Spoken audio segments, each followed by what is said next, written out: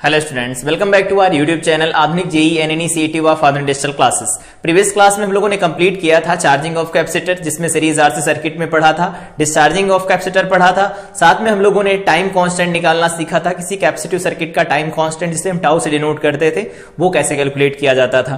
साथ में हम लोगों ने कुछ क्वेश्चन की प्रैक्टिस की थी, पोटेंशियल डिफरेंस कैसे निकाला जाता है, इन सबकी कैलकुलेशन हम ऑलरेडी कर चुके हैं। आज की क्लास में हम देखेंगे स्टडी स्टेट आरसी सर्किट की क्या होती है, हीट जनरेट क्या होती है, जो हीट जनरेट होती है इस प्रोसेस में वो क्या होती है, work done by the external agent. अगर कोई डाइलेक्ट्रिक स्लैब है उसको इंसर्ट किया जाए प्लेट के बीच में, या प्लेट का सेपरेशन डबल किया जाए, आधा किया जाए, तो उसमें एक्सटर्नल एजेंट वर्क डन कितना करता है। साथ में इंसर्टिंग डाइलेक्ट्रिक स्लैब इंसर्ट की जाती है तो एक्सटर्नल एजेंट होता है तो क्या होता है, और नहीं होता है तो क्या होता है। साथ में ट्रांजिएंट स्टेट आरसी सर्किट हम डील करेंगे। तो सबसे पहले देखते हैं स्टडी स्टेट आरसी सर्किट की क्या होती है। तो आई थिंक आरसी सर्किट की जो चार्जिंग और डिस्चार्जिंग की इक्वेशन है वो याद हो गई होंगी। तो यहां पर एक आर रेजिस्टेंस दिया गया है, एक कैपेसिटर है जो कैपेसिटेंस सी रखता है, और यहां पर एप्सिलॉन है और ये स्विच है। इस स्विच को बंद किया जाता है। तो सबसे पहले यहां पर स्टडी स्टेट क्या होती है वो समझते हैं। जैसे ही इसको हम क्लोज करेंगे, स्विच को इस क्लोज किया गया स्विच को t इज इक्वल टू 0 पर, तो t इज इक्वल टू 0 पर स्विच इज क्लोज्ड, स्विच को t इज इक्वल टू 0 पर क्लोज कर दिया गया। और यहां पर हम कंडीशन बना रहे हैं t is equal to 0 plus पर। t is equal to 0 plus पर ये सर्किट कैसा दिखेगा वो हम ड्रॉ करना चाहते हैं। तो सबसे पहले देखो, बताया था कि जब कभी भी स्टार्ट होगी चार्जिंग कैपेसिटर की तो at t is equal to 0 पर अगर स्विच क्लोज किया गया है तो time t is equal to 0 plus पर, just after closing the switch, तो time t is equal to 0 plus पर, तो तुरंत ही अभी क्लोज किया गया सर्किट को। तो अगर जब क्लोज किया जाएगा इस स्विच को तो यहां से जो करंट फ्लो होना शुरू करेगी उस समय पर ये जो कैपेसिटर होता है वो शॉर्ट सर्किट से रिप्लेस किया जाता है। तो यहां पर लिख देते हैं जस्ट आफ्टर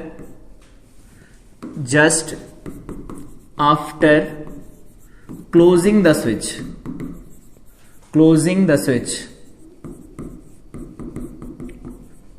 स्विच क्या होगा, कैपेसिटर को रिप्लेस किया जाएगा शॉर्ट सर्किट के साथ। कैपेसिटर को हम शॉर्ट सर्किट के साथ रिप्लेस करेंगे। ये कोई रेजिस्टेंस ऑफर नहीं करेगा, कोई ओपोजिशन ऑफर नहीं करेगा। तो at t is equal to 0 plus पर जो सर्किट बनेगा कुछ ऐसा बनेगा, ये ऐसा बनेगा। कैपेसिटर को हम लोगों ने शॉर्ट कर दिया है और यहां पर सर्किट कुछ ऐसा बन जाएगा। स्विच भी बंद है, यहां ये स्विच भी बंद है, ये स्विच है यहां पर, ये कैपेसिटर था शॉर्ट हो गया, यहां पर ये आर है, ये एप्सिलॉन दिया गया इसका ईएमएफ। तो इस समय जो करंट फ्लो करेगी आई इनिशियल जो करंट होगी वो कितनी लिखी जाएगी, तो आई इनिशियल लिखेंगे तो क्या लिख सकते हैं, आई इनिशियल हो गया। तो इनिशियल आई यहां से लिख सकते हैं, आई इनिशियल जो बनेगा वो क्या लिखा जाएगा, तो यहां से लिख सकते हैं v is equal to I R से, i इज इक्वल टू बन जाएगा v डिवाइडेड बाई में r, ये ऐसा रिजल्ट बन जाएगा। और अगर इस कैपेसिटर के प्लेट के ऊपर चार्ज लिखेंगे तो क्यू आई क्या लिखा जाएगा, तो यहां से हम लिख सकते हैं क्यू आई, कैपेसिटर के ऊपर चार्ज जो होगा वो क्या होगा, इनिशियल चार्ज 0 बनेगा। ये हो गई। ये कंडीशन कब की है, जब t is equal to 0 plus होगा, just after closing the switch, ये कंडीशन बनेगी।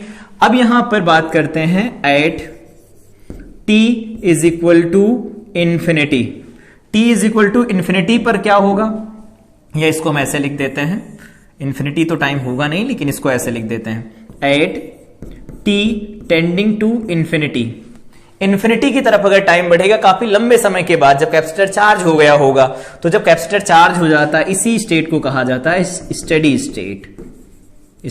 स्टेट कहा जाता है इसे। और इस स्टेडी स्टेट में अगर हम इस सर्किट को दोबारा से रीड्रॉ करें तो क्या होगा, ये फुल चार्ज हो गया होगा और फुली चार्ज कैपेसिटर को हम ओपन सर्किट के साथ रिप्लेस करते हैं, प्रीवियस क्लास में बात किया था। तो इसको अगर रिप्लेस करेंगे यहां से तो अब क्या होगा, यहां से ये जो आर है ये आर रहेगा ऐसा, ये कैपेसिटर फुल्ली चार्ज हो चुका होगा और यहां पर ये ईएमएफ लगाया गया है दैट इज एप्सिलॉन, ये क्या लिखा गया है, तो ये सी है और ये आर दिया गया है। अब ये फुल्ली चार्ज हो गया होगा, तो फुल्ली चार्ज होगा तो इसका पूरा का पूरा वोल्टेज अब किसके अक्रॉस चला गया होगा, कैपेसिटर के अक्रॉस चला गया होगा। तो यहां पर मान लेते हैं क्यू फाइनल, इसके ऊपर फाइनल चार्ज क्यू फाइनल है, क्यू फाइनल, तो उसे क्या लिख सकते हैं, क्यू इज इक्वल टू सी भी लिखा जाता है, तो सी इंटू ई लिखा जाएगा। ये फाइनल चार्ज आ जाएगा इसके ऊपर। इसमें क्या होगा, वोल्टेज का ड्रॉप, तो यहां पर वोल्टेज ड्रॉप 0 हो जाएगा। वोल्टेज ड्रॉप, यहां पर वोल्टेज ड्रॉप 0 हो जाएगा। क्यों? क्योंकि आई फाइनल करंट जो बनेगी वो 0 बन जाएगी, क्योंकि करंट को तो आगे पास करने नहीं देगा। तो यहां कैपेसिटर को हम ओपन सर्किट के साथ रिप्लेस करेंगे, लेकिन उसके टर्मिनल के अक्रॉस पोटेंशियल का डिफरेंस रहेगा। तो इस तरह से हम बताते हैं कि स्टेडी स्टेट और t इक्वल टू 0 प्लस पर अगर हम सर्किट को, स्विच को क्लोज करते हैं या ओपन करते हैं तो उसके साथ कुछ ऐसा होता है। तो ये वाली स्टेट हो गई स्टेडी स्टेट, जिसको हम कहते हैं at t equal to infinity. Infinity का मतलब ये होता है जब कैपेसिटर फुल्ली चार्ज हो गया है। तो कैपेसिटर अगर फुल्ली चार्ज हो जाएगा तो उसको हम ओपन सर्किट से रिप्लेस करेंगे। उस समय सर्किट के अंदर कोई करंट नहीं होगी और यहां पर जो IR होगा, वोल्टेज ड्रॉप अक्रॉस रजिस्टर जो होगा, वो भी 0 लिखा जाएगा। तो ये होता है स्टेडी स्टेट। अब इसको कैसे अप्लाई करते हैं, अगले पेज पर चलते हैं, यहां एक एग्जांपल से समझते हैं। एग्जाम्पल यहां पर E दे रखा है, ये दे रखा है 2, ये दे रखा है 2 और वो दे रखा है 3। मान लेते हैं E की वैल्यू दे रखी है 20 वोल्ट, ये दिया गया है 20 वोल्ट। तो अगर इस स्विच को क्लोज किया जाता है, इस स्विच को यहां से क्लोज कर दिया गया, तो स्विच अगर क्लोज करेंगे तो एट t इक्वल टू 0 पर स्विच इज क्लोज्ड। तो t इज इक्वल टू 0 पर हम इस स्विच को क्लोज करेंगे और जैसे स्विच को क्लोज करेंगे, just after closing the switch, यहां पर लिख देते हैं, केस अलग अलग हम लोग डिस्कस करेंगे। पहला केस है just after closing the switch, switch को जस्ट आफ्टर तुरंत क्लोज किया गया और तुरंत उसके जस्ट बाद बात कर रहे हैं। तो उस समय पर क्या होगा, यहां पर जो 2 माइक्रोफैरेड होगा, ये 2 माइक्रोफैरेड जो कैपेसिटर होगा, इस समय ये शॉर्ट सर्किट जैसा बिहेव करेगा। तो अगर शॉर्ट सर्किट जैसा बिहेव करेगा तो क्या 3 ओम में कोई करंट जाएगी? नहीं जाएगी। करंट उस पाथ पर जाती है जिसमें रेजिस्टेंस कम होता है, तो इसमें रेजिस्टेंस कम होगा, इस पाथ से अपना कंप्लीट करेगी। तो at t is equal to, ये कब हो रहा है, at t is equal to 0 plus पर हो रहा है। और 0 प्लस पर अगर इस सर्किट को बनाएंगे तो कुछ ऐसा बनेगा, ये हमारे पास 20 वोल्ट हो गया, यहां पर 2 है और इधर लिखा गया है, इसको रिप्लेस कर दिया शॉर्ट सर्किट के साथ, ये ऐसा बन जाएगा और यहां पर इसको क्लोज कर दिया गया है। ये है 2 ओम, यहां पर शॉर्ट सर्किट है, SC शॉर्ट सर्किट हुआ। तो अगर शॉर्ट सर्किट है तो 3 ओम में कोई करंट जाएगी नहीं, तो करंट यहां पर अपना पाथ कंप्लीट करेगी। तो यहां से इनिशियल करंट मतलब current after just closing the switch is equal to क्या बनेगा, तो इनिशियल करंट क्या बनेगी, यहां पर I is equal to V by R लगा सकते हैं, तो बन जाएगा 20 डिवाइडेड बाई में 2, दैट इज 10।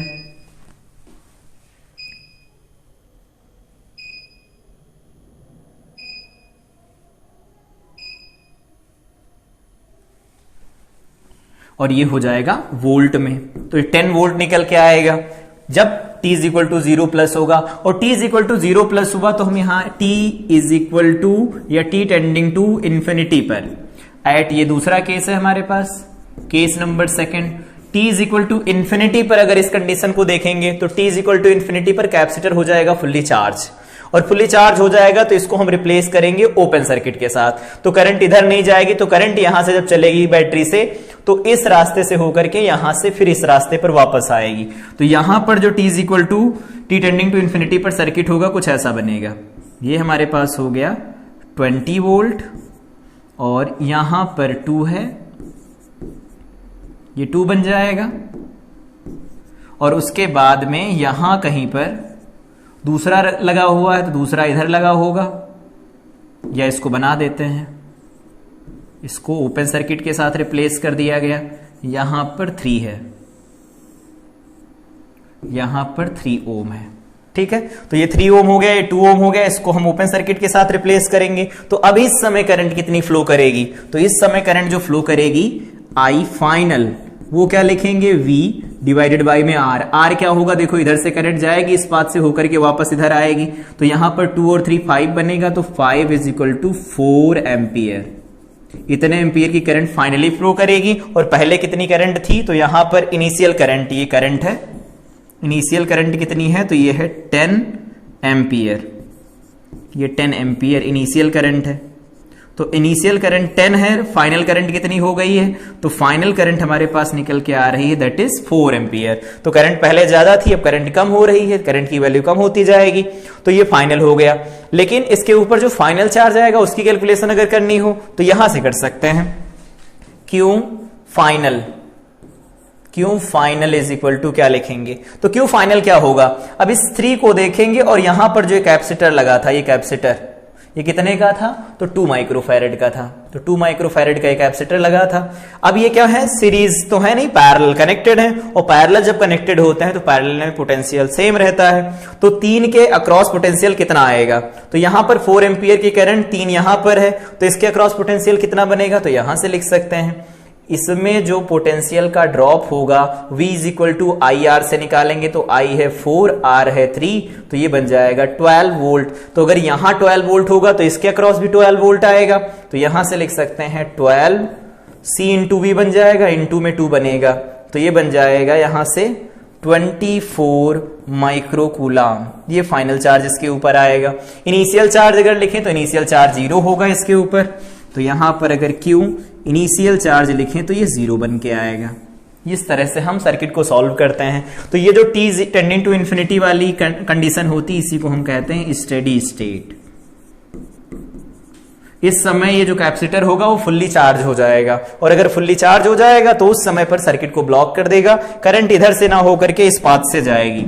यहां पर जो करंट का पाथ है कुछ ऐसा है, इधर से करंट चलेगी, इस पाथ से होकर के यहां से इधर जाएगी और अपना पाथ कंप्लीट करके वापस बैटरी के अंदर चली जाएगी। तो ये इसका पाथ होगा। पहले यहां पर पाथ इसका ऐसे था। तो इस तरह से स्टडी स्टेट के जो क्वेश्चन होते हैं हम उनको डील कर सकते हैं। पहले चार्ज कितना था, पहले करंट कितनी थी, बाद में चार्ज कितना है, बाद में करंट कितनी है सर्किट में, उसके बाद जो भी अननोन दिया होगा उसको हम यहां से फर्दर कैलकुलेट कर सकते हैं। ठीक है, अब इसके आगे बढ़ते हैं। इसके आगे यहां पर लिखा है अगला क्वेश्चन कि एक ईएमएफ E है, R है, यहां पर स्विच लगाया गया है, इनके ऊपर इनिशियली पहले से चार्ज है। तो यहां पर गिवन क्या है डाटा, गिवन डाटा क्या है, तो इनिशियल चार्ज Q इनिशियल जो है कैपेसिटर के ऊपर वो कितना दिया गया है, वो है CE/2। वो क्या है, CE/2 है, तो CE/2 ये है इनिशियल चार्ज इसके ऊपर। तो अगर ये इनिशियल चार्ज है ऊपर वाले प्लेट के ऊपर और क्या किया गया है, स्विच को बंद कर दिया गया है, तो स्विच को बंद कर देते हैं। तो at t is equal to 0 क्या है, switch is closed, switch is closed, switch को क्लोज कर दिया जाए। तो t इज इक्वल टू 0 पर जैसे ही स्विच को क्लोज किया जाएगा सर्किट में करंट फ्लो करना शुरू करेगी, चार्ज फ्लो करना शुरू करेगा। तो यहां पर बात करते हैं t टेंडिंग टू, या यहां पर हम t is equal to infinity पर बात करते हैं। पहले इसके ऊपर चार्ज है, ऐसा तो है नहीं कि चार्ज नहीं है, तो इसके ऊपर पहले चार्ज है और बाद में इसके ऊपर चार्ज कितना होगा, तो इन्फिनिटी पर चार्ज होगा। वो कंडीशन क्या होती है, स्टेडी स्टेट। ये स्टेडी स्टेट हो जाएगी। तो इसमें चार्ज कितना होगा इसके ऊपर, तो अब इसके अंदर स्टेडी स्टेट में क्या होता है, ये सर्किट करंट को ब्लॉक कर देगा। तो जब करंट ब्लॉक हो जाएगी तो इसमें IR का जो ड्रॉप होगा वो तो 0 हो गया, और यहां का जो ड्रॉप होगा सीधे इसके अक्रॉस चला जाएगा। तो अब इस समय पर इसके अक्रॉस पोटेंशियल क्या होगा वो देखो। तो यहां पर ये सर्किट है हमारे पास, ये रेजिस्टेंस है, और यहां पर ये कैपेसिटर लगा हुआ है, और इसके अक्रॉस पहले चार्ज था प्लस CE/2 और इस पर था माइनस CE/2। ये चार्ज था पहले। फाइनली क्या होगा, फाइनली इसका पोटेंशियल E है, तो यहां पर Q फाइनल चार्ज जो लिखेंगे हम, Q फाइनल, वो क्या लिखा जाएगा, इसकी कैपेसिटेंस जो कि C है, तो C इंटू E लिखा जाएगा। इतना हम लिखेंगे इस तरह से।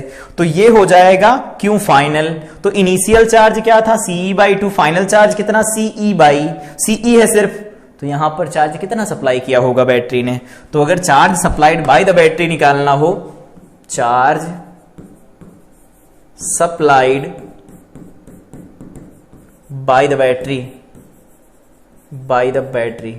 तो बैटरी ने कितना चार्ज सप्लाई किया होगा वो कैसे निकालेंगे, तो वो ऐसे निकाला जाता है, Q supplied is equal to Q final minus Q initial. Q final minus Q initial, यही तो लिखते हैं। तो Q फाइनल कितना है, CE है, CE है, और फाइनल मतलब इनिशियल कितना था, तो CE/2 था। तो अब कितना आ गया है, तो ये आ गया है CE/2। ये Q सप्लाइड है बैटरी के द्वारा। अब यहां पर क्वेश्चन ये है, find heat loss, find heat loss, heat loss की कैलकुलेशन हमें करनी है। तो हीट लॉस की कैलकुलेशन करते हैं, लेकिन उसके लिए एक इंपॉर्टेंट यहां पर इक्वेशन है एनर्जी की, वो लिखते हैं U initial plus energy supplied by the battery, ठीक है, इज इक्वल टू लिखा जाता है U फाइनल प्लस लॉस। ये इक्वेशन बनती है स्टडी स्टेट की कंडीशन के लिए कि U इनिशियल कुछ रहा होगा, कुछ बैटरी ने सप्लाई किया होगा, वो फाइनल प्लस लॉस के बराबर होगा, लॉस में कुछ चला जाएगा। इसका मतलब ऐसे है कि पहले मान लेते हैं इनिशियली कुछ एनर्जी थी इसके पास, एनर्जी मान लेते हैं इनिशियल एनर्जी थी 20 जूल, इतनी एनर्जी थी, 20 जूल एनर्जी थी, बैटरी ने सप्लाई किया, ये एनर्जी है U इनिशियल। बैटरी ने जो सप्लाई किया वो एनर्जी है मान लेते हैं 50 जूल, इतनी एनर्जी बैटरी ने सप्लाई किया। लेकिन अब फाइनल एनर्जी कितनी है, तो फाइनल एनर्जी कह दिया ये 30 जूल है। तो पहले 20 थी, बैटरी ने सप्लाई किया कितनी, 50, तो अब टोटल कितनी हो जानी चाहिए थी, टोटल हो जानी चाहिए था 70, लेकिन है कितनी है फाइनल, तो 30 जूल है। इसका मतलब है बाकी की कहां चली गई होगी, तो लॉस हुई होगी एनर्जी, एनर्जी का लॉस हुआ होगा हीट के फॉर्म में। तो इस तरह से ये इक्वेशन लिखी जाएगी। अब इस इक्वेशन में U इनिशियल हमें पता है, U फाइनल हमें पता है, और E बैटरी, एनर्जी जो बैटरी द्वारा सप्लाई की जाती है, ये यहां पर नए पेज पर देख लेते हैं। जब कभी भी ऐसा क्वेश्चन आए जिसमें energy supplied by the battery लिखना हो, यहां लिख देते हैं energy supplied by the battery, by the battery, energy supplied by the battery जब लिखा जाता है तो ये होता है EB is equal to Q supplied, इसका फार्मूला ही है Q सप्लाइड इनटू में लिखा जाता है EMF। ये कंडीशनल फार्मूला है, ये याद रखना है। जब कभी भी बैटरी कुछ एनर्जी सप्लाई करती सर्किट को तो उसे लिखा जाता है Q सप्लाइड इनटू EMF। यहां इस क्वेश्चन में अगर हम लोग वापस आए, इस क्वेश्चन में क्या दिया गया था, तो क्वेश्चन में दिया था एनर्जी बताओ हीट के लॉस में कितनी जाएगी हीट के फॉर्म में, तो U इनिशियल कितना था, इनिशियल चार्ज कितना था CE/2, तो Q²/2C लगा लेते हैं। तो यहां से लिख देते हैं U initial is equal to Q²/2C। Q² कितना था, CE/2 था, इसका होल स्क्वायर डिवाइडेड बाई में 2C है। क्या बन जाएगा ये, यहां पर लिख सकते हैं ये CE 4 बनेगा, 4 to 8 1/8 बन जाएगा, C से C कैंसिल हो जाएगा, CE² बनेगा, इतनी एनर्जी हो जाएगी। और U फाइनल लिखेंगे तो क्या होगा, यहां पर U इनिशियल था, ये U फाइनल का स्क्वायर डिवाइडेड बाई 2C बनेगा। तो U फाइनल कितना आ गया है, CE आया है, तो CE का स्क्वायर डिवाइडेड बाई में 2C बन जाएगा, तो ये बन जाएगा हाफ CE² बनेगा। और energy supplied by the battery क्या लिखा जाएगा, तो energy supplied by the battery conditional है, Q सप्लाइड, तो Q सप्लाइड हम लोगों ने अभी कैलकुलेट किया, कितना आया है CE/2, तो ये आया है CE/2 इनटू में EMF कितना E, तो यहां से क्या निकल के आएगा हाफ CE²। ये energy supplied by the battery हो गई। अब अगर हम लोग एनर्जी की इक्वेशन यहां पर लिखते हैं तो क्या था, U initial plus energy supplied by the battery is equal to U final plus loss, यही थी इक्वेशन। तो U इनिशियल क्या है, U इनिशियल हमारे पास निकल के आया है 1/8 C epsilon naught square plus energy supplied by the battery वो है half CE² is equal to U final कितना है, तो U फाइनल है हाफ CE², और प्लस में क्या चला जाएगा, यहां पर लॉस होगा। ये देखो दोनों टर्म कैंसिल हो गए, तो यहां से लॉस कितना निकल के आएगा, हीट लॉस, बेसिकली ये होगा हीट लॉस, वो कितना बन जाएगा 1/8 एप्सिलॉन नॉट E² बन जाएगा, CE² बनेगा। ये हमारे पास निकल के आएगा हीट लॉस इस प्रोसेस के अंदर। इस प्रोसेस में कितना हीट लॉस होगा इससे कैलकुलेट कर सकते हैं। यहां पर देखो जो बैटरी ने जो सप्लाई किया है वो फाइनल के बराबर है, इसका मतलब जो पहले चार्ज था उसकी वजह से जो एनर्जी थी वो बाकी की बची एनर्जी कहां चली गई, लॉस के फॉर्म में चली गई। यहां पर इतनी एनर्जी हीट लॉस में आएगी। तो इस तरह से हम एनर्जी की ये इक्वेशन लगा करके, इंपॉर्टेंट है, ध्यान ये रखना है कि जब भी कभी ये लिखा जाएगा ईबी, इसे लिखते हैं क्यू सप्लाइड इनटू में क्या लिखा जाता है, ईएमएफ लिखा जाता है। कंडीशनल फार्मूला है, याद रखेंगे। तो इस तरह से स्टडी स्टेट आरसी सर्किट में हीट जनरेट कैसे कैलकुलेट किया जाता है, आई थिंक समझ में आया होगा। ये प्रॉपर वे है जिससे हम डिफाइन करते हैं स्टडी स्टेट को, और साथ में इसके क्वेश्चन को कैसे सॉल्व कर सकते हैं। यहां एक एग्जांपल लेकर के भी समझा, और यहां पर वो प्रोसेस क्या है पूरा डिटेल समझा। At t is equal to 0+ पर सर्किट कैसे काम करता है, at t is equal to infinity या टी टेंडिंग टू इन्फिनिटी पर सर्किट कैसे काम करता है, रिप्लेस करना समझ में आया होगा। और अगर हम रिप्लेस नहीं करना चाहते कैपेसिटर को तो रिप्लेस नहीं भी करें, ऐसा तो है नहीं कि कैपेसिटर को हटा करके बात करेंगे। कैपेसिटर लगा है, करंट जा रही तो ठीक है, नहीं जा रही तो स्टेडी स्टेट आ चुकी है, उस समय पर करंट नहीं जाएगी, फुल्ली चार्ज हो जाएगा कैपेसिटर। तो हटाना हो तो हटा के बात कर सकते हैं, यहां पर देखो लगा है तो लगा के भी बात कर सकते हैं कितना होगा। इसके बाद यहां पर ये हो गई स्टडी स्टेट, ये फार्मूले बन गए हमारे पास। अब यहां पर एक और अगला इंपॉर्टेंट फार्मूला आता है, इसका जो हम लोगों ने वर्क डन निकाला था, work done by the external agent. External agent कितना वर्क डन करता है, ये सारी चीज हम लोग कैलकुलेट कर चुके हैं। यहां पर सिर्फ इक्वेशन लिखेंगे। तो हम लोगों ने देखा था कि जब कोई डाइलेक्ट्रिक स्लैब किसी पैरेलल प्लेट कैपेसिटर के प्लेट के बीच में इंसर्ट की जाए, बेसिकली किसी कैपेसिटर के प्लेट के बीच में इंसर्ट की जाती है, तो क्या होगा, एक्सटर्नल एजेंट अगर है, अगर एक्सटर्नल एजेंट होगा तो वो राइट साइड में फोर्स लगाएगा। क्यों? क्योंकि राइट साइड में अगर फोर्स नहीं लगाएगा एक्सटर्नल एजेंट तो इस फोर्स की वजह से अपने आप अंदर की तरफ आएगी, ये स्लैब अंदर की तरफ आएगी, जिससे पोटेंशियल एनर्जी डिक्रीज होगी। और अगर एक्सटर्नल एजेंट नहीं है तो ये इसके अंदर आएगी, एफ इधर की राइट साइड में लगेगा। जब ये प्लेट आगे की तरफ बढ़ेगी तो इस पर लेफ्ट साइड में लगना, राइट साइड में लगना शुरू हो जाएगा ये फोर्स, और ये प्लेट इसी के बीच में ऑसिलेट करने लगेगी। और यहां पर ऑसिलेटरी मोशन होता है, उसका टाइम पीरियड भी हम लोग प्रीवियस क्लास में कैलकुलेट कर चुके हैं।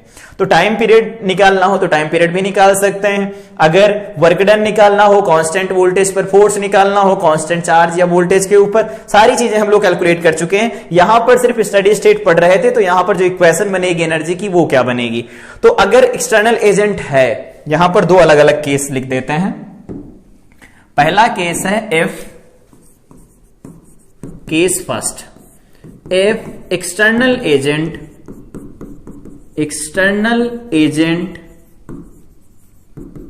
Is absent। अगर एक्सटर्नल एजेंट absent है, एक्सटर्नल एजेंट नहीं है, कोई आया प्लेट को छोड़ दिया पैरेलल प्लेट कैपेसिटर के बीच में और चला गया, तो वो क्या करेगी, प्लेट ऑसिलेट करेगी, कैपेसिटर की प्लेट के बीच में वो स्लैब ऑसिलेट करेगी, और ऑसिलेट करेगी तो एनर्जी रिलीज होती है हीट लॉस के फॉर्म में। तो वो कैसे इक्वेशन बनती है, तो इसकी इक्वेशन लिखी जाती है U initial plus energy supplied by the battery plus W external agent का होगा, ठीक है। और एक्सटर्नल एजेंट इस बार एब्सेंट है तो ये नहीं लिखा जाएगा, तो इसको किसके बराबर लिख देंगे, U फाइनल प्लस लॉस के बराबर। ये हमारे पास इक्वेशन बन के आती है, ये इक्वेशन याद रखेंगे। U initial plus energy supplied by the battery is equal to U final plus loss आ गया। यहां पर ये क्या है, Q सप्लाइड, फार्मूला क्या है इसका, Q सप्लाइड इनटू में क्या लिखा जाता है, EMF लिखा जाता है। ये होता है energy supplied by the battery. तो पहला केस ये बनता है, अगर एक्सटर्नल एजेंट आया, उस स्लैब को छोड़ दिया प्लेट के बीच में और चला गया, तो वो क्या करेगी, स्लैब ऑसिलेट करेगी। SHM नहीं हो रहा था, वहां पर हम लोगों ने देखा था ऑसिलेटरी मोशन हो रहा था, क्योंकि एनर्जी जब लॉस होती है तो वहां पर जो ऑसिलेटरी मोशन के जो ऑसिलेशंस निकल के आते हैं उनका एम्पलीट्यूड सेम नहीं रहता। तो SHM तो था नहीं, ऑसिलेटरी मोशन कर रही थी ये, तो ऑसिलेटरी मोशन होता है तो वहां पर कुछ ना कुछ एनर्जी लॉस होता है, जिसको हम हीट के फॉर्म में कहते हैं एनर्जी लॉस हो रहा है। केस नंबर सेकंड क्या है, ये तो पहला केस हो गया। केस सेकंड है, सेकंड केस है कि कोई भी एक्सटर्नल एजेंट है, इस प्लेट को लेकर आए, स्लैब को लेकर के आए और धीरे धीरे प्लेट के बीच में लेकर के जाए, तो जितना फोर्स ये लगाएगा, मतलब जो प्लेट होती है उनके ऊपर चार्जेस होते हैं, वो जितना फोर्स लगाएंगी डाइलेक्ट्रिक स्लैब के ऊपर, एक्सटर्नल एजेंट उतना ही फोर्स अगर अपोजिट डायरेक्शन में लगाता है तो इसे स्लोली लेकर जाएंगे। When ever the process is going very slowly, जब कभी भी प्रोसेस बहुत स्लोली हो रहा हो तो क्या होगा, एनर्जी हीट के फॉर्म में रिलीज नहीं होगी। तो यहां पर पहले एक की पॉइंट लिख लेते हैं नोट डाल के। की पॉइंट है, when ever the process is going slowly, तो यहां पर हीट रिलीज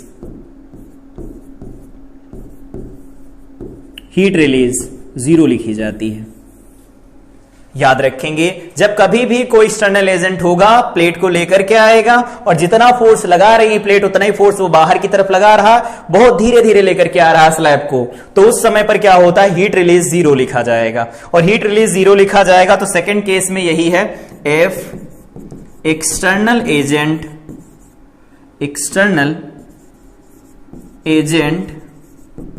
इज प्रेजेंट, अगर एक्सटर्नल एजेंट प्रेजेंट है और उसे छोड़ के नहीं गया, धीरे धीरे ले जा रहा है प्लेट को, तो यहां पर लिखा जाता है यू इनिशियल।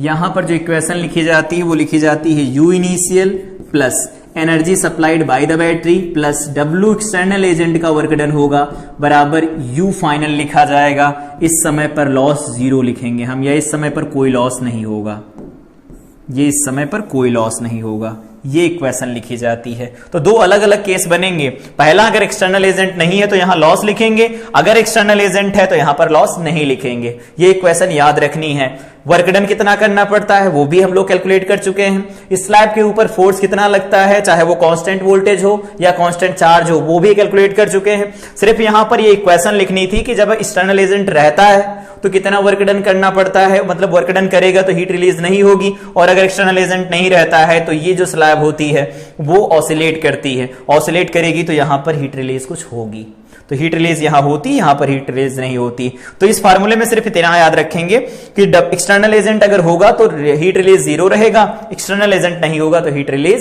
कुछ ना कुछ आएगा। यहां पर क्या था, जब कभी भी प्रोसेस बहुत स्लोली हो रहा हो, मतलब जितना फोर्स प्लेट लगा रही है स्लैब के ऊपर उतना ही फोर्स अगर अपोजिट डायरेक्शन में एक्सटर्नल एजेंट लगाता है तो वो प्रोसेस बहुत धीरे धीरे होगा, और जब कभी प्रोसेस धीरे धीरे होता तो उस समय पर हीट रिलीज 0 लिखा जाएगा। क्लियर हुआ? इसके आगे बढ़ते हैं और यहां पर हम लोग देखते हैं question, initially switch S is connected to position 1, position 1 पर स्विच कनेक्टेड है, तो पोजीशन 1 पर कनेक्टेड है ये पहले से, इसका मतलब इसने इसको कुछ चार्ज सप्लाई किया होगा, स्टडी स्टेट आ चुकी है। तो यहां पर हम इसको सॉल्व करते हैं। सॉल्यूशन यहां पर स्टडी स्टेट जब आ जाएगी, स्टडी स्टेट जब आ जाएगी तो क्या होगा, यहां पर ड्रॉप तो कुछ होगा नहीं, 0 हो जाएगा। तो यहां लिख देते हैं at t tending to infinity. t tending to infinity क्या होती है हमारे पास, स्टडी स्टेट होती है, स्टडी स्टेट है ये। तो t टेंडिंग टू इंफिनिटी पर स्टडी स्टेट आ जाएगी तो इसमें ड्रॉप तो 0 लिखा जाएगा, और इसमें अगर ड्रॉप नहीं होगा तो इसका पूरा का पूरा ईएमएफ इसके अक्रॉस चला जाएगा, और इसके अक्रॉस अगर ईएमएफ जाएगा तो यहां पर लिख देते हैं Q जो इनिशियल बनेगा, Q is equal to CV होता है तो CE1 लिखा जाएगा। ये हो गया इनिशियल चार्ज, लिख देंगे ऐसा, इनिशियल चार्ज हो गया।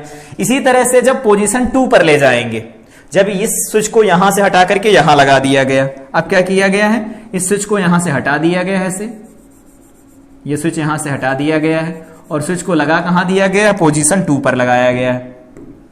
तो अब ये पोजीशन 2 पर स्विच आ गया कुछ इस तरह से यहां कहीं पर।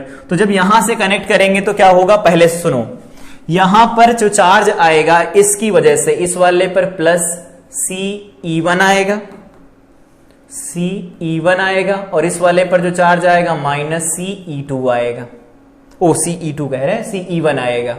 ये इनिशियल चार्ज है इसके ऊपर, लेकिन जब इस स्विच को इससे कनेक्ट किया जाएगा तो अब ये चार्ज सप्लाई करना शुरू करेगी। तो इस वाली प्लेट को अगर हम देखें तो पहले इसके ऊपर चार्ज कितना था, माइनस CE1 था। अब इसके ऊपर चार्ज क्या होगा, तो बाद में फिर से स्टडी स्टेट आएगी, और स्टडी स्टेट आएगी तो इसका पूरा का पूरा वोल्टेज किसके अक्रॉस जाएगा, कैपेसिटर के अक्रॉस जाएगा। तो फाइनली अगर लिखें ये क्या है, QI है। अगर फाइनल लिखेंगे तो इसके ऊपर अब चार्ज कितना हो जाएगा, तो इसके ऊपर अब फाइनली चार्ज हो जाएगा CE2, और इसके ऊपर हो जाएगा माइनस CE2, ये ऐसा चार्ज होगा। ये चार्ज क्या है, क्यों फाइनल चार्ज है। तो फाइनल चार्ज इतना है हमारे पास, इनिशियल चार्ज इतना दिया गया था उस प्लेट के ऊपर हमारे पास, ठीक है। अब ये ऐसा लिख दिया गया है, वही कहा है कि हीट जनरेट बताओ इस प्रोसेस के अंदर कितनी होगी। तो इनिशियल चार्ज पता, फाइनल चार्ज पता, हीट रिलीज निकाल सकते हैं कैसे। यहां पर अभी हम लोगों ने फार्मूला पढ़ा, U initial plus work done by the battery, work done by the battery, U final plus loss, heat loss बनेगा। तो यू इनिशियल कितना है, यू इनिशियल क्या लिखा जाएगा, हाफ सी क्या है, सी है, और ई1 स्क्वायर लिखेंगे, E1 से कनेक्टेड है, प्लस यहां पर EB क्या है, तो EB का हम लोगों ने फार्मूला देखा कि EB energy supplied by the battery, क्यों सप्लाइड, तो क्यू सप्लाइड क्या होता है, Q final minus Q initial. Q final कितना आया है, तो क्यू फाइनल आया CE2 और माइनस इसके ऊपर चार्ज पहले क्या था, माइनस CE1 था, CE1 था, तो ये निकल के आया, ओवरऑल C कॉमन हो गया, E1 प्लस E2 बन जाएगा। ये है energy supplied by the battery. तो energy supplied by the battery हो जाएगी C, यहां पर लिखेंगे E1 प्लस E2 इंटू किसने सप्लाई किया, ये तो क्यू सप्लाइड हो गया, किसने सप्लाई किया, E2 ने सप्लाई किया, तो यहां पर E2 लिखेंगे। ये तो हो जाएगी energy supplied by the battery, इसको मल्टीप्लाई कराना होता है किससे, जिससे ने सप्लाई किया, तो सप्लाई किया है E2 ने, तो सप्लाई किया है E2 ने, ये यहां पर लिख देंगे। तो ये हमारे पास वैल्यू बन गई, is equal to U final क्या लिखेंगे, तो फाइनल चार्ज इसके ऊपर कितना है, CE2 है, तो इसे लिख देंगे हाफ CE2 का स्क्वायर प्लस लॉस, ये बन जाएगा। अब इसको सॉल्व कर लेंगे, कितना मिलेगा, तो नए पेज पर चल के सॉल्व कर लेते हैं। इसे लिखा गया half CE1 square, half CE1 square plus यहां पर लिखा है energy supplied by the battery, तो CE1E2 प्लस यहां पर इससे जब मल्टीप्लाई कराएंगे तो CE2 स्क्वायर, ये ऐसा LHS हो गया, RHS में half CE2 square is equal to half CE2 square, और प्लस में क्या आएगा, लॉस आएगा। अब अगर यहां से कैलकुलेट करेंगे हम लॉस को, तो क्या निकलेगा, यहां से यहां पर लिखा गया जो वैल्यू, यहां पर लिखी गई वैल्यू ज्यादा लिखी है, तो इसको हम ऐसा लिख सकते हैं हाफ CE1 स्क्वायर, और ये इधर आएगा तो इसमें से कम होगा तो माइनस आधा बचेगा, आधा, तो प्लस हाफ CE2 स्क्वायर और plus CE1E2 is equal to में लॉस, ये लॉस आएगा। कैलकुलेट कर लेते हैं, तो यहां से अगर कैलकुलेट करेंगे तो ये वैल्यू देखो C कॉमन मिल जाएगा इन सब में, तो हाफ कॉमन ले लेते हैं, यहां पर C कॉमन ले लेंगे, ये क्या कॉमन है C, तो यहां पर बनेगा अब E1 square plus E2 square, और यहां पर C कॉमन चला जाएगा, तो इसे लिख सकते हैं, हाफ कॉमन ले लेंगे तो यहां 2 लगा देते हैं, और C कॉमन चला गया तो E1 और ये E2 लिख देंगे, इज इक्वल टू क्या हो जाएगा, लॉस हो जाएगा। सॉल्व कर देते हैं, तो ये बनेगा हाफ C, ये क्या लिखा हुआ है, A square plus B square plus 2AB, तो इसे लिख सकते हैं C, यहां पर लिख देते हैं E1 प्लस E2, और इसका बन जाएगा whole square is equal to loss आएगा। तो इस तरह से हम लॉस कैलकुलेट कर सकते हैं, यहां पर ये लॉस हो जाएगा। ध्यान ये रखना है कि जब भी कभी क्यू सप्लाइड लिखा जाएगा, तो क्यू सप्लाइड मतलब बैटरी जो सप्लाई करेगी एनर्जी, उसमें क्यू सप्लाइड रहेगा, और ईएमएफ उस बैटरी का रहता है जो एनर्जी वो सप्लाई करती है, ठीक है। तो E2 ने बाद में सप्लाई किया था, जिसने चार्ज को चेंज किया, तो E2 से मल्टीप्लाई करा देंगे, ये energy supplied by the battery है, ये हमारे पास इक्वेशन हो जाएगी। इस इक्वेशन को हम सॉल्व कर लेंगे तो हमारे पास जो लॉस निकल के आएगा वो इतना रिजल्ट हो जाएगा, ये आंसर हो गया हमारे पास, हीट रिलीज पता चल गई। इसके आगे बढ़ते हैं, तो यहां से हमें पढ़ना रहता है ट्रांजिएंट स्टेट, इसके बारे में हम लोग बात कर चुके हैं। किसी टाइम t के ऊपर चार्ज की इक्वेशन, चार्जिंग हो रही तब, डिस्चार्जिंग हो रही तब हो रहा है, एनर्जी की इक्वेशन, साथ में हम लोगों ने देखा था करंट की इक्वेशन कैसे वेरी करती, पोटेंशियल कैसे वेरी करता है किसी कैपेसिटर के अक्रॉस। तो ट्रांजिएंट स्टेट का ये मतलब होता है कोई ऐसी स्टेट जिस किसी टाइम पर हमें बताना होता है किसी वैल्यू को। जैसे यहां पर मान लेते हैं, यहां पर गिवन डाटा है ये इनिशियल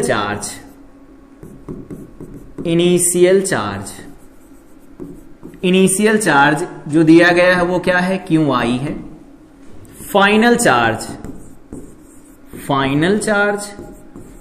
चार्ज कितना दिया गया है, Q फाइनल दिया गया है। ये चार्ज है किस पर, तो ये है कैपेसिटर पर,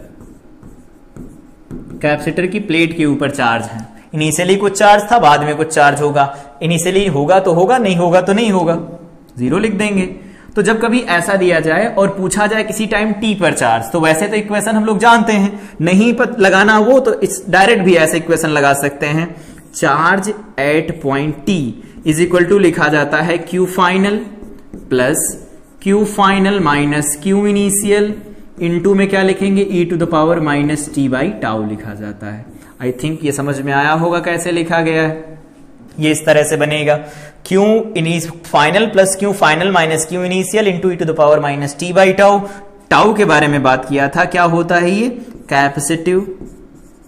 कैपेसिटिव टाइम कांस्टेंट लिखा जाता है, इसे टाइम कांस्टेंट होता है, तो कैपेसिटिव टाइम कांस्टेंट हो जाता है। और ये क्यू फाइनल क्यू इनिशियल दिए गए होंगे, नहीं दिए होंगे तो हम लोग निकाल लेंगे। जैसे यहां पर क्यू इनिशियल कितना होगा, तो क्यू इनिशियल ये शॉर्ट सर्किट जैसा बिहेव करेगा, 0 होगा। क्यू फाइनल क्या बनेगा, तो क्यू फाइनल क्या होगा, करंट हो जाएगी 0, पूरा का पूरा ड्रॉप किसके अक्रॉस जाएगा, सी के अक्रॉस, तो यहां पर लिखेंगे सीई, ये हमारे पास चार्ज आ जाएगा। टाइम कांस्टेंट निकालना है तो टाउ की वैल्यू क्या लिखी जाती है, तो वो लिखते हैं R equivalent into C equivalent. यहां पर टाउ इज इक्वल टू क्या आएगा, तो आर इंटू सी डायरेक्ट निकल आएगा, एक कैपेसिटर एक रेजिस्टेंस लगा है तो ये निकल आया टाउ की वैल्यू। यहां पर पुट कर देंगे, फाइनल चार्ज हमें मिल जाएगा। तो यहां चार्ज निकालना चाहे जो वैल्यू निकालनी हो, जैसे पोटेंशियल निकालना है, potential at time t is equal to, तो वी फाइनल लिखेंगे plus V final minus V initial into में क्या लिख देंगे, e to the power minus T by tau. ये वैल्यू क्या लिखी गई है, तो e to the power t by tau, ये ऐसे लिखा जाएगा। तो चाहे फाइनल वैल्यू इनिशियल वैल्यू पता हो तो किसी टाइम टी के ऊपर जब भी वैल्यू बतानी होगी तो हम बता सकते हैं। तो किसी टाइम टी पर जब वैल्यू बताई जाती इसी को कहा जाता है ट्रांजिएंट स्टेट। ये क्या है, value at some time t, किसी टाइम टी के ऊपर जो वैल्यू निकाली जाती, चाहे वो चार्ज की हो, पोटेंशियल की हो, एनर्जी की हो, करंट की हो, वो ट्रांजिएंट स्टेट के साथ हम लिख सकते हैं। इसको लगाया कैसे जाता है, एक एग्जांपल से समझते हैं। यहां पर दिया गया 12 वोल्ट की बैटरी है, 3 ओम का यहां रेजिस्टेंस लगा, यहां 6 का लगा, वहां 3 माइक्रोफैरेड का एक कैपेसिटर लगा है। अगर हम यहां से बात करते हैं कि इधर लिखा है t is equal to 0 plus और इधर लिख दिया है t टेंडिंग टू 0 प्लस या t is equal to infinity, ये इंफिनिटी, दो अलग अलग केस बने हैं। दोनों केस बता देते हैं, इधर पहला इधर दूसरा बना है, ठीक है। एक एक वैल्यू लिखने की कोशिश करते हैं, सारी वैल्यू लिखेंगे ऐसा। वैल्यू लिखते हैं सबसे पहले t is equal to 0 plus पर जो क्यू इनिशियल होगा वो कितना होगा, तो क्यू इनिशियल कितना होगा, इनिशियली तो ये चार्ज रहता नहीं है, इसके ऊपर वैसे पहले से कोई चार्ज दिया भी नहीं गया है, तो पहले से अगर कोई चार्ज नहीं है तो चार्ज 0 लिखेंगे। क्यू फाइनल क्या लिख सकते हैं, Q final is equal to, तो क्यू फाइनल क्या होगा, क्यू फाइनल में सर्किट क्या होगा, ओपन सर्किट जैसा बिहेव करेगा, तो करंट यहां से चलेगी घूम करके यहां आएगी, तो करंट यहां से चलेगी तो करंट भी इनिशियल लिख लेते हैं, आई इनिशियल, वो कितना लिखा जाएगा, तो आई इनिशियल लिखेंगे तो करंट किधर से जाएगी, ये शॉर्ट सर्किट हो जाएगा तो करंट यहां से चलेगी, इस रास्ते से हो करके इस रास्ते से वापस आएगी यहां पर, अगर सर्किट को बंद किया जाएगा। तो देखो 3 यहां लगा, 3 यहां लगा, 6 हो जाएगा, तो इनिशियल करंट कितनी बनेगी, 12 डिवाइडेड बाय में 6 दैट इज 2 एम्पियर। और फाइनली क्या होगा, तो फाइनली हम यहां से देख सकते हैं जो भी वैल्यू लिखी गई है, फाइनली ये जो करंट फ्लो करेगी वो कहां से फ्लो करेगी, तो 6 से फ्लो करेगी, इस 6 ओम रेजिस्टेंस से फ्लो करेगी। क्यों, क्योंकि इस समय इसने ब्लॉक कर दिया होगा करंट को, तो यहां पर 6 हो गया, 3 हो गया, तो कितना बनेगा, 9 बन जाएगा।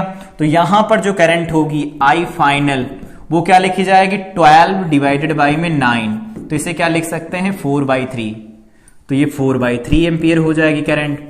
फाइनल चार्ज कितना होगा, तो फाइनल चार्ज अब करंट से निकाल लेंगे, कैसे, ये वाला जो रेजिस्टेंस है और ये वाला कैपेसिटर दोनों कैसे कनेक्टेड है, पैरेलल में, तो दोनों का जो वोल्टेज होगा वो सेम होगा, तो यहां जो वोल्टेज ड्रॉप आएगा v is equal to I R से लिख लेंगे।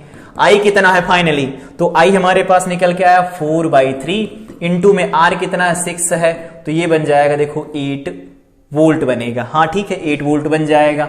तो यहां पर जो चार्ज बनेगा क्यू फाइनल वो कितना लिखेंगे, तो फाइनल चार्ज बनेगा CV, तो 3 इंटू में 8 बनेगा, ये बन जाएगा 24 माइक्रो कूलाम, इतना चार्ज बनेगा, तो ये बन जाएगा 24 माइक्रो कूलाम। अगला ये फाइनल एनर्जी हो गई।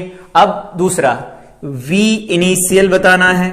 वी इनिशियल का मतलब क्या है, इनिशियली इसके अक्रॉस कितना वोल्टेज था, तो इनिशियली इसके अक्रॉस वोल्टेज कितना रहा होगा यहां पर देखेंगे तो ये शॉर्ट सर्किट से रिप्लेस करेंगे, वहां पर कोई ड्रॉप नहीं होगा, कोई ड्रॉप नहीं होगा तो यहां पर इनिशियल वोल्टेज 0 रहा होगा। और फाइनली वोल्टेज कितना है इसके ऊपर, तो फाइनली वोल्टेज कितना निकल के आया है, वो है 8 वोल्ट। तो वी फाइनल कितना निकल के आया है, 8 वोल्ट आया है। इसी तरह से U इनिशियल, एनर्जी इनिशियल कितनी लिखी जाएगी, तो इनिशियल एनर्जी देखो पहले क्या था, हाफ CV², ड्रॉप 0 था तो उस समय पर एनर्जी 0 रही होगी। और U फाइनल कितना होगा, तो हाफ CV² लगा के निकाल सकते हैं। हाफ C कितना दिया गया है 3, V कितना आया है 8, तो बनेगा 64।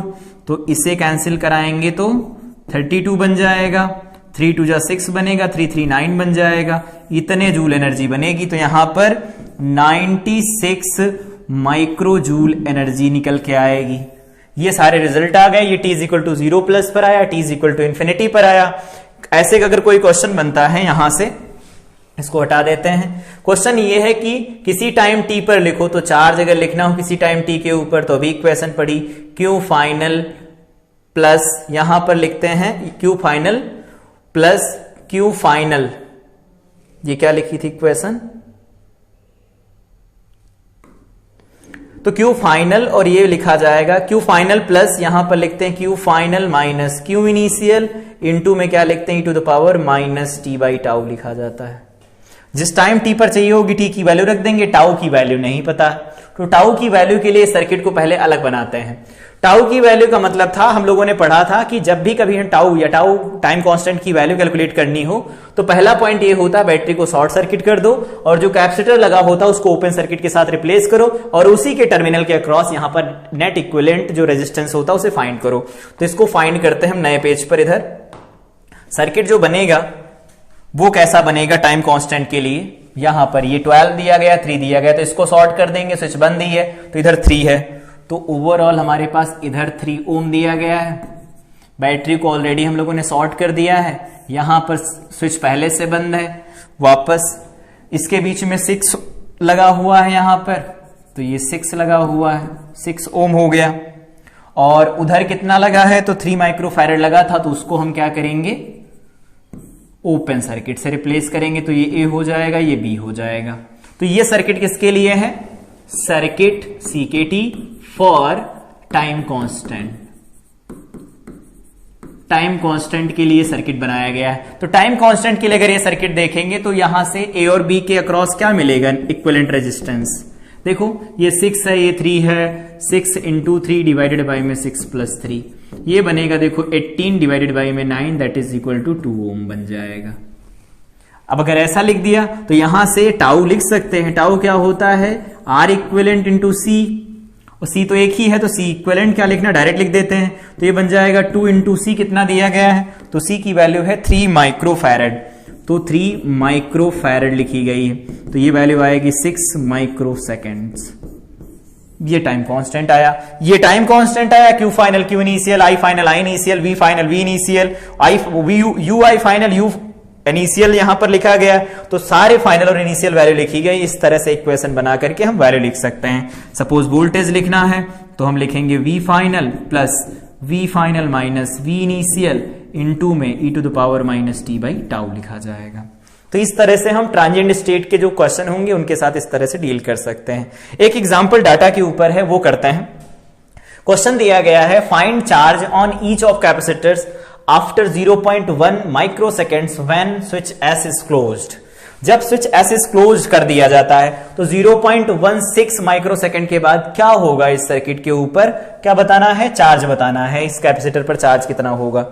तो एक काम करते हैं, यहां पर 2 अलग अलग कैपेसिटर लगाए गए हैं, ठीक नहीं, इस सर्किट को छोटा कर लेते हैं। सॉल्यूशन, इस सर्किट को छोटा इस तरह से करते हैं, इसे रिप्लेस कर देते हैं। यहां पर क्या लिखा है 20 ओम, यहां पर एक बैटरी लगी हुई है और यहां पर एक स्विच लगाया गया है और यहां पर सिर्फ एक कैपेसिटर है, कितने का, 8 माइक्रोफैरड का। पैरेलल में क्या होते हैं, ऐड कर दिए जाते हैं, तो 448 माइक्रोफैरड हो जाएगा। ये कितना दिया गया है, 10 वोल्ट दिया गया है। अब अगर हम इसे सॉल्व करते हैं तो इनिशियल और फाइनल पहले निकालेंगे। तो सबसे पहले इसके ऊपर जो बनेगा इनिशियल चार्ज वो कितना होगा, इनिशियल चार्ज ये, एक मिनट, ये जो यहां पर है, ये जो वैल्यू है यहां पर कैपेसिटर लगा है, और कैपेसिटर कितने का, तो 8 माइक्रोफैरड का है। तो अगर ये 8 माइक्रोफैरड का, ये 20 दिया गया, ऐसा दिया गया, इनिशियल चार्ज फाइनल चार्ज सब कैलकुलेट कर सकते हैं। इनिशियल सबसे पहले क्यू इनिशियल 0 है, देखो क्यू इनिशियल पर ये क्या होगा, शॉर्ट सर्किट जैसा बिहेव करेगा। उस समय पर करंट तो होगी, लेकिन इसके प्लेट के ऊपर जो चार्ज होगा वो 0 होगा। करंट कितनी होगी चाहे तो लिख सकते हैं, इनिशियल पूछा नहीं गया है। यहां पर लिखा जाएगा 10 डिवाइडेड बाई में 20 इज इक्वल टू बन जाएगा 0.5 एम्पियर। इतनी करंट रहेगी इनिशियली इसके ऊपर। क्यू फाइनल क्या बनेगा, तो Q final is equal to क्या लिखेंगे, करंट हो जाएगी 0, इस पर तो कोई ड्रॉप होगा नहीं, पूरा का पूरा ड्रॉप इसके क्रॉस हो जाएगा। तो यहां पर 10 है, ये 80 है, तो कितना लिख सकते हैं इसके ऊपर चार्ज, तो इसके ऊपर चार्ज आएगा 8 और ये 10, तो बन जाएगा 80 माइक्रोकूलम। ये चार्ज हो गया। तो इनिशियल चार्ज पता, फाइनल चार्ज पता, एक चीज नहीं पता जो कि है टाइम कांस्टेंट। तो टाइम कांस्टेंट कैसे निकालेंगे, तो टाइम कांस्टेंट के लिए सर्किट जो बनाया गया है टाइम कांस्टेंट के लिए परफेक्ट है। तो टाउ इज इक्वल टू क्या लिखेंगे, आर है 20 और सी कितना दिया गया है, तो सी दिया गया है 8 माइक्रोफैरड, तो 8 माइक्रोफैरड इसे लिख देते हैं। ये कितना निकल के आएगा, 160 माइक्रोसेकेंड्स। ये टाइम कांस्टेंट की वैल्यू हो गई। और अगर ये टाइम कांस्टेंट हो गया, क्यू फाइनल क्यू इनिशियल पता है, तो किसी टाइम टी के ऊपर हम फार्मूला लगाएंगे, Q final plus Q final minus Q initial into e to the power minus T by tau बनेगा। वैल्यू पुट कर देते हैं। क्यू फाइनल कितना है, तो वो है 80 माइक्रोकूलम प्लस यहां पर 80 माइनस इनिशियली कितना था, 0 था, e to the power minus t की वैल्यू क्या है, 0.16 माइक्रोसेकेंड और डिवाइडेड बाय में क्या लिखेंगे, तो यहां पर टाउ कितना आया है, 160, ये भी माइक्रोसेकेंड में है, यूनिट कैंसिल हो जाएंगी। तो ओवरऑल यहां पर चार्ज की जो वैल्यू बनेगी वो कितनी आएगी, क्यू फाइनल, ये यहां पर लिखा गया है Q at time t is equal to, तो क्यू एट टाइम टी लिखेंगे तो ये देखो 80 हो जाएगा और उधर 80 से मल्टीप्लाई कराएंगे तो ये वैल्यू हो जाएगी 80 और यहां पर बन जाएगा, यहां पर ये जो फार्मूला होता है ये 80 है, एक मिनट, ये 80 दिया गया है और यहां पर माइनस रहता है, ऐसा यहां पर जो फार्मूला लिखा गया है अभी, ये वैल्यू जो लिखी गई है यहां पर ये जो प्लस लगा है ये माइनस रहता है, ये माइनस रहेगा यहां पर, ये हो जाएगा Q final minus Q final minus Q initial लिखते हैं इसे। यहां पर जो रिजल्ट लिखा गया तो उसमें भी लिख लेते हैं, यहां पर ये माइनस बनेगा, ये माइनस बन जाएगा, कुछ इस तरह का रहेगा ये। तो Q final minus Q initial, इस तरह से हम वेरी करवाते हैं। यहां पर जो रिजल्ट बनेगा इसमें भी माइनस कर लेते हैं, Q final minus you initial, ऐसा भी इनिशियल बन जाएगा, इस तरह से लिखेंगे। अब अगर इस वैल्यू को कैलकुलेट करें यहां जो तो ये वैल्यू हो गई 80 माइनस 80 और यहां पर जो वैल्यू दी गई है ये मिली सेकेंड है, ये मिली सेकेंड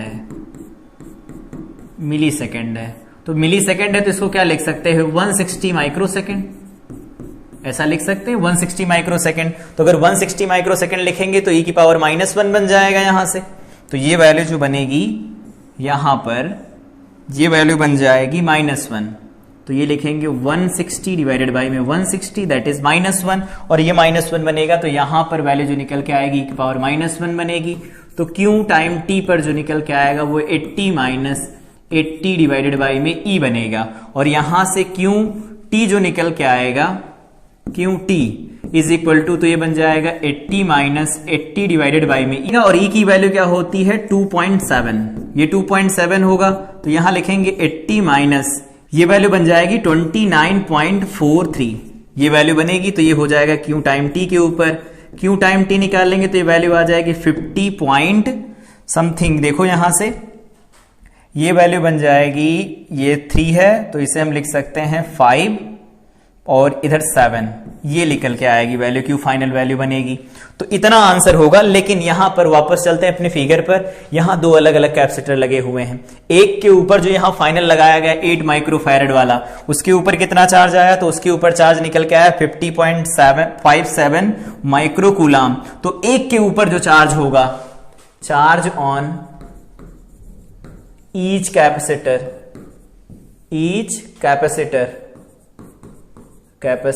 हर एक कैपेसिटर के ऊपर चार्ज कितना होगा, तो यहां से लिख देंगे कि जो यहां पर जोड़ा गया है 4 माइक्रोफैरड और यहां पर दूसरा जोड़ा गया है 4 माइक्रोफैरड, ये जो दो अलग अलग जोड़े गए हैं, इस पर चार्ज हो जाएगा क्यूटी जो निकल के आया उसका आधा, और इसके ऊपर चार्ज जो क्यूटी निकल के आया उसका आधा, तो लगभग 25 के करीब आएगा। तो यहां पर जो क्यू निकल के आएगा इसके ऊपर फाइनल, मतलब किसी टाइम टी के ऊपर है, t is equal to 160 microsecond के ऊपर जो टाइम निकल के आएगा चार्ज एक पर, वो निकाला जाएगा 25 पॉइंट, ये बन जाएगा 2, और यहां पर लिखेंगे 8 अप्रोक्स, ये वैल्यू बन जाएगी माइक्रोकूलम। इतना रिजल्ट हमारे पास से निकल के आएगा। तो ये रिजल्ट हो गया। अगला क्वेश्चन इसी पर बेस्ड है, जेई एडवांस का क्वेश्चन है ये 2011 का। 2 माइक्रोफैरड, यहां पर 2 माइक्रोफैरड का कैपेसिटर दिया गया है, charge as shown in figure, इसे V वोल्ट्स की बैटरी से चार्ज किया गया। तो सबसे पहले यहां इनिशियल कंडीशन ही पहले देख लेते हैं। अगर V वोल्ट से इसे चार्ज किया जाएगा इस कैपेसिटर को, तो यहां पर जो एनर्जी स्टोर्ड होगी वो कितनी होगी, हाफ CV²। ये क्या बन जाएगा, तो यहां से U निकल के आएगा, U is equal to, U initial है, U इनिशियल हो गया, तो हाफ C की वैल्यू कितनी है, तो 2 माइक्रोफैरड है, यहां पर V का स्क्वायर लिख देंगे, तो ये वैल्यू आ जाएगी V² माइक्रोजूल। ये U इनिशियल आ गया। फाइनली क्या होगा, अब कहा गया कि यहां से स्विच को हटा दिया गया है, इधर से स्विच को हटा दिया गया। अब स्विच कहां लगा दिया गया है, राइट साइड में, तो स्विच लगा दिया गया है राइट साइड, इधर स्विच लगा दिया गया है कुछ इस तरह से। अब स्विच जैसे ही इधर लगा दिया जाएगा, इसके ऊपर जो इसका वोल्टेज था इनिशियल वो तो V लिखा हुआ है, लेकिन इसका वोल्टेज इनिशियल पहले था V1 कितना था, तो इसका वोल्टेज निकल के आ रहा है V, इनिशियल वोल्टेज इसका V था। इसके ऊपर जो वोल्टेज था V2 वो कितना था, 0 था। अब क्या होगा, एक कॉमन पोटेंशियल आएगा इन दोनों का। तो यहां पर कॉमन पोटेंशियल का फार्मूला हम लोगों ने देखा था, क्या था, कॉमन पोटेंशियल। तो कॉमन पोटेंशियल था C1V1 plus C2V2 divided by में C1 प्लस C2। पुट कर देते हैं वैल्यू, तो यहां से निकल के आएगा C1 दिया गया है 2 और उसका पोटेंशियल V है, C2 दिया गया है 8, उसका पोटेंशियल पहले 0 था, डिवाइडेड बाय में दोनों का सम, तो 8 और 2 बन जाएगा 10। तो यहां से देखो बन जाएगा V/5, ये बन जाएगा इनके अक्रॉस। तो अगर इतना हो जाएगा पोटेंशियल इन दोनों का, तो दोनों का पोटेंशियल अगर इतना होगा, तो वही कह रहे हैं कि the percentage of its energy dissipated after switch S turn to position 2 पर अगर ये जाएगी तो कितनी एनर्जी का लॉस होगा। तो एनर्जी लॉस यहां से पता कर सकते हैं। इसका पोटेंशियल तो पता चल गया, तो इसका पोटेंशियल अब कितना हो गया, V/5 हो गया, और इसका भी पोटेंशियल कितना हो गया, V/5 हो गया। दोनों का कॉमन पोटेंशियल चला आया। अब कॉमन पोटेंशियल है, तो इस प्रोसेस में एनर्जी जो लॉस होगी वो क्या लिखेंगे, U final is equal to half C1 plus C2 into में क्या लिखते हैं, कॉमन पोटेंशियल का स्क्वायर, तो हाफ लिखेंगे, तो हाफ यहां पर लिख देंगे, और यहां पर क्या बन जाएगा, C1 और V1, तो C1 प्लस C2 क्या हो गया, अब इसके C1 प्लस C2 हो गया 8 और 10 बन जाएगा यहां पर, इनटू में V², V कितना हो गया फाइनली, तो फाइनली हो गया है V/5, तो ये बन जाएगा V²/25 बनेगा, 5 2 बन जाएगा और ये 5 बन जाएगा, तो इसे लिख सकते हैं V² डिवाइडेड बाई में 5 बनेगा, कुछ ऐसा। ये हो जाएगा U फाइनल। तो अगर U फाइनल इतना निकल के आया, U इनिशियल हमें पहले से पता है कितना आया है, V² निकल के आया है, तो परसेंटेज लॉस एनर्जी का कितना होगा वो कैलकुलेट कर सकते हैं इजीली। U फाइनल के बाद अगर यहां पर परसेंटेज लॉस इन हीट पर लिखें तो ये लिख सकते हैं U initial minus U final divided by में U इनिशियल, ये हीट लॉस हो जाएगा। परसेंटेज चाहिए तो 100 से मल्टीप्लाई करा लेते हैं। इनिशियली कितना था, तो इनिशियली इसके ऊपर V² था माइनस यहाँ V² बाई 5 बन जाएगा, डिवाइडेड बाई इनिशियल क्या था वी स्क्वायर था। एनर्जी यहां पर लिखी गई थी, देखो वी स्क्वायर थी एनर्जी, वी स्क्वायर। तो ये बनेगा, इनटू में क्या लिखेंगे 100 लिखेंगे, तो वहां ऊपर बन जाएगा 4v स्क्वायर डिवाइडेड बाय में 5v स्क्वायर, इनटू में बन जाएगा 100। v स्क्वायर से v स्क्वायर कैंसिल हो जाएगा, यहां 4 बनेगा और ये बन जाएगा 20, तो ये क्या निकल के आएगा 80%। इस प्रोसेस के अंदर 80% एनर्जी रिलीज होगी हीट के फॉर्म में। हीट लॉस पता चल गया 80% होगा।